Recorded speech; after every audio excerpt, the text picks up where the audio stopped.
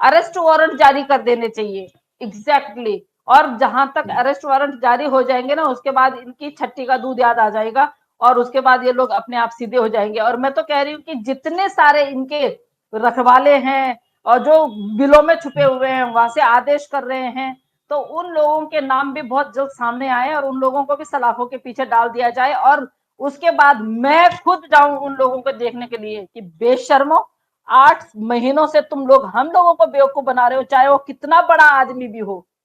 उस बेशरम को तो मैं बेशरम करके ही बोलूंगी, धज्जियां उड़ा दूंगी फिर उनकी धज्जियां। I hate you. आपकी पढ़ाई लिखाई को और आपकी परवरिश को भी मैं आज लानत देती हूँ। आपने किस तरह की ये परवरिश ली है। इसकी स्थिति ये हो गई है कि बीच में खाई, एक तरफ न ये बीच में है, इधर भी खाई है इधर भी खाएगी, इधर जाएगी तो गिरेगी उधर जाएगी तो गिरेगी। तो क्या तूने अपने भाई को बोला कि शेम ऑन यू, तू मुझे यहाँ लाया है, अब तूने मुझे यहाँ पटक दिया है। अब मैं ना घर की रही ना घाट की। वो धोबी के कुत्ते के लिए एक कहावत बोलती है। कुत्ते की देखिए मैं सीमा हैदर के लिए बिल्कुल भी नहीं बोल रही हूँ, मैं एक सिर्फ जस्ट एक कहावत बोल रही हूँ। ये कहावत है, जब आप कहीं के नहीं रहते हो ना, धोबी का कुत्ता ना घर का ना घाट का होता तो वो कहाँ चला जाता है, वो फिर जंगलों में चला जाता है, वो कहीं खो जाता है, ना तो वो घर आता है। और उसके बाद इसकी ये मनोदशा, मतलब सीमा को आप ये लगा लीजिए कि उन्होंने ना सीमा के पैरों के नीचे जमीन है ना ऊपर पकड़ने के लिए कोई दरख्त है उनको, तो वो बीच में लटकी हुई हैं। तो आप ये देख लीजिए कि जब भी कोई ऐसी स्टेटमेंट आती है, सीमा को ना करने के लिए बोला जाता है, सीमा वही करती है। आप लोग जिस तरह से हमेशा से देखते हुए आए हैं और सीमा आज भी वही कर रही है। तो कैसे वो पुलिस वालों उन पुलिस वालों को क्या एपी सिंह जी पाल लेंगे पूरी जिंदगी भर? क्या वो पकड़ में नहीं आएंगे? क्या वो ये सोचते हैं कि हम पकड़ में नहीं आएंगे और जिंदगी भर जो है हम सरकारी रोटियां भी तोड़ते रहे, इधर से हम एपी सिंह जी से भी पैसा लेते रहे? एपी सिंह जी, मैं आपसे एक सवाल पूछती हूँ, कितना पैसा है आपके पास? आप एकदम ही कर दीजिए जो करना है आपने, आप एकदम कर दीजिए। कितना पैसा है आपके पास? कितने लोगों को खरीद सकते हो आप एक महिला का मुकाबला तो कर नहीं सकते हो। आपके पास आप पैसों के बल पता नहीं क्या क्या कर सकते हो। मैं पूरी दुनिया में घूमती हूँ, लेकिन आप में इतनी हिम्मत नहीं है कि एक इंटरव्यू में आप मेरे साथ आ जाओ।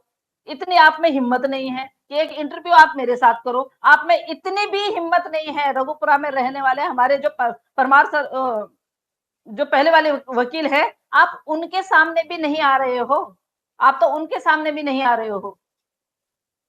तो शर्म आती है आपके लॉयर होने पे हमें। इस औरत से हमें कोई लेना देना नहीं है और मैं बिल्कुल भी उदास नहीं हूं। बस एक थोड़ा सा सोच उस साइड को जा रही है कि इस तरह से भी लोग, मतलब एक बाहर की आई हुई महिला जो कि कल को खुद ही जब ये पकड़ी जाएगी और यहां से जाएगी तो सबसे पहला निशाना इसका एपी सिंह होगा।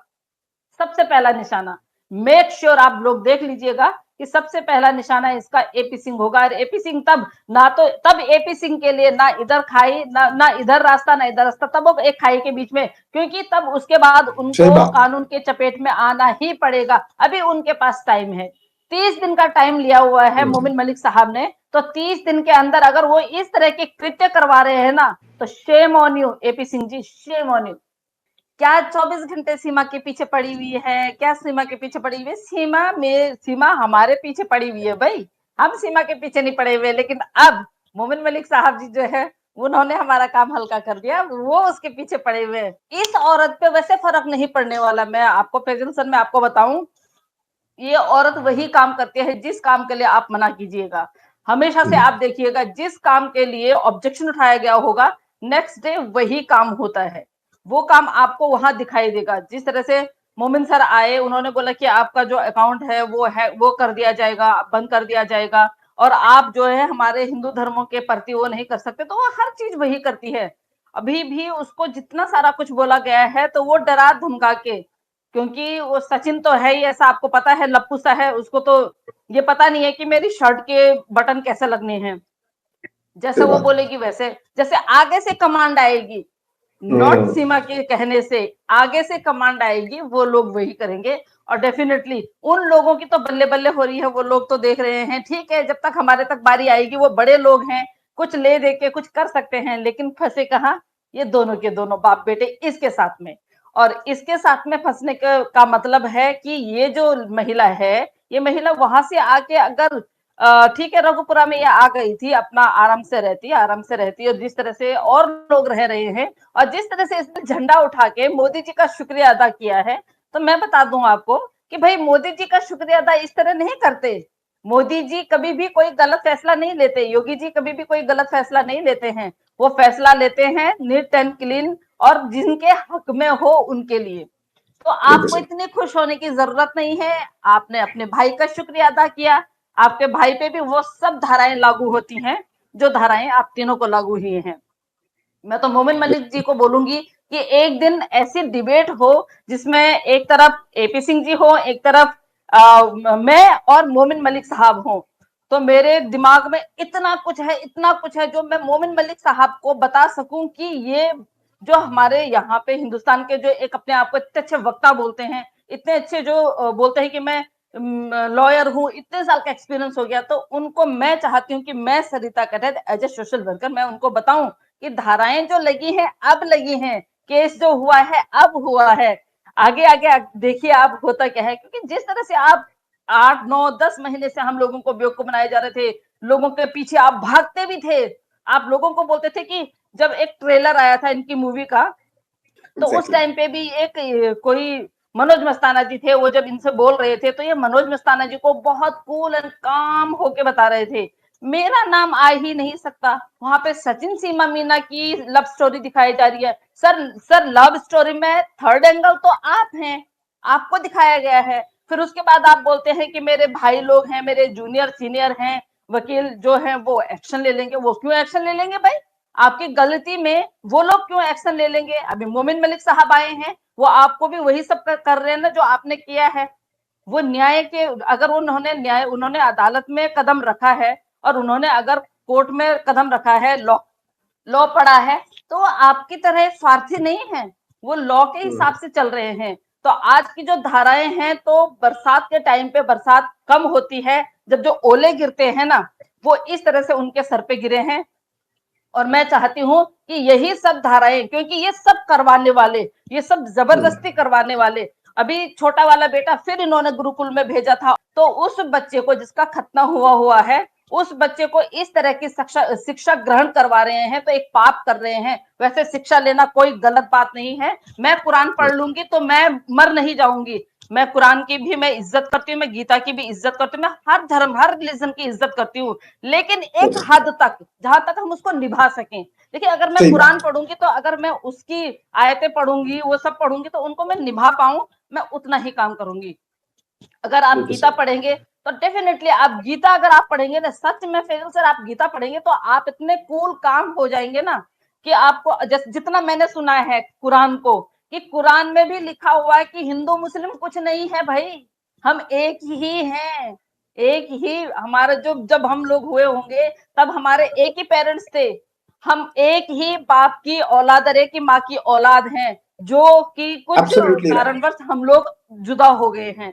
तो कुरान पढ़िए आप, गीता पढ़िए आप, तो आप लोगों को पता चलेगा कि पापी कौन है और सही व्यक्ति कौन है। तो अभी यहाँ पे जो पापी हैं वो एपी सिंह जी हैं, जो पाप करवा रहे हैं, अपने भले के लिए करवा रहे हैं, किसके भले के लिए करवा रहे हैं वो हमें नहीं पता है। जैसे जैसे मोमिन मलिक साहब एक एक करके जो दे रहे हैं, तो अभी मुझे बहुत मतलब ऐसा बोला जा रहा है कि बिल्कुल सर। मतलब आप तो नाम कमाने के लिए, यार नाम तो तब होगा जब हम काम करेंगे, जब हम काम ही नहीं करेंगे तो नाम कहां से होगा। तो सीमा हैदर और ये गुलाम हैदर भाई के केस में अगर हम लोगों ने पहल की है, तो हमने ना तो हमने सीमा को भगाने की जरूर बोला है कि डिपोर्ट होगी, हमने हैदर भाई को तब तक जाना नहीं था, हमने उन 4 बच्चों को जाना था, हमने हैदर भाई को तब जाना जब बेचारे सऊदी से रो रो के अपने बच्चों के लिए गुहार लगा रहे थे और कोई भी उनका रोना नहीं देख रहे थे। डिजिटल मोशन भाई हैं, उनके चैनल पे हमने उनको देखा था, क्योंकि वो हर बार उनके साथ रहते थे।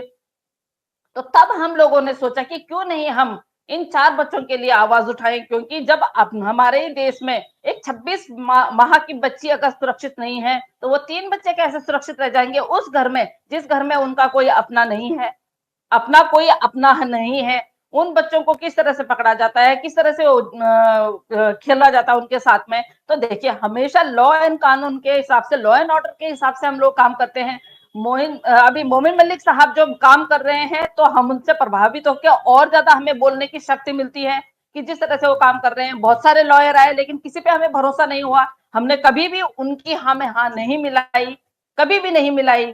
लेकिन हमें पता है कि जो बंदा काम करेगा वो कभी आप लोगों को पहले की योजना नहीं बताएगा कि भाई अब आने वाले टाइम पे मैं ये करने वाला हूँ, आप देखिएगा। वो कहते हैं कि वेट एंड वॉच, जो पहले हम कर चुके हैं आप उसके बारे में डिस्कस कीजिए, जो आगे मैं करूंगा वो इमीडिएट आप लोगों के सामने आएगा। तो क्यों हम उन पे भरोसा ना करें, क्यों हम उनके काम पे वो उंगली उठाए। बहुत सारे लोगों ने बोला कि मोमिन मलिक साहब जो है वो पाकिस्तान के जासूस हैं। अरे पाकिस्तान के जासूस भी हैं तो भी काम आपके हिंदुस्तान के लिए कर रहे हैं ना, हिंदुस्तानी है वो, तो भी हिंदुस्तान की भलाई के लिए एक महिला को यहाँ से जो इलीगल आई है उसको यहाँ से हटाने का काम कर रहे हैं, जो कि लॉ में लिखा भी हुआ है। उन 4 बच्चों की सिक्योरिटी की जिम्मेवारी अगर उनको दी है, उनकी गार्डियनशिप उनको दी है, वो उन बच्चों के लिए काम कर रहे हैं ताकि वो अपने फादर के पास सही सलामत पहुंच जाए। और मैं हर बार नहीं समझा सकती हूँ, हर बार किसी को इकट्ठा। ओ दादा भाई, स्वागत है आपका, कैसे हैं दादा भाई? आपने तो बिल्कुल ही छोड़ दिया हम लोगों को। खैर, और सूर्य भाई थैंक यू सो मच, आपने गुड जॉब लिखा, थैंक यू सो मच। और मुझे आपसे पर्सनली बात गुड भी करनी जॉब। है। तो देखिए मोमिन मलिक साहब जो काम कर रहे हैं, देखिए हम लोग आवाज उठा सकते हैं, मैं हर बार बोलती हूँ, हम लोग सोशल मीडिया पे आके ग्राउंड लेवल पे जाके हम धरना प्रदर्शन कर सकते हैं, आवाज उठा सकते हैं, लेकिन बाद में जो लास्ट एंड फाइनल होगा वो हमारा कानून करेगा, हमारे इदारे करेंगे। और बहुत सारे लोग बोलते हैं कि आपका प्रधानमंत्री क्या कर रहा है, आपका योगी क्या कर रहा है। भैया उन तक जब का केस आएगा वो लोग तब करेंगे। अभी ये केस पहले कोर्ट से तो हो जाए, पहले कोर्ट में तो हो जाए सही, पहले कोर्ट में जाए, कोर्ट में जाएगा ये केस, उसके बाद जाके वो करेंगे। फिर ये महिला, हाँ कल मैं थोड़ा सा भूल गई हूँ, बहुत सारी मतलब झंडा उठा के इतना खुश हुई, इतना खुश हुई। इसको ये पता ही नहीं कि उसमें लिखा क्या है, उसमें लिखा क्या है। भाई अगर तू इतनी अपने आप को बोलती है कि मैं बहुत ज्यादा समझदार हूँ, बहुत ज्यादा पढ़ी लिखी हूँ, बहुत ज्यादा पढ़ी लिखी तो तू बोलती नहीं है, बट हमें पता है कि तू कितनी पढ़ी लिखी है।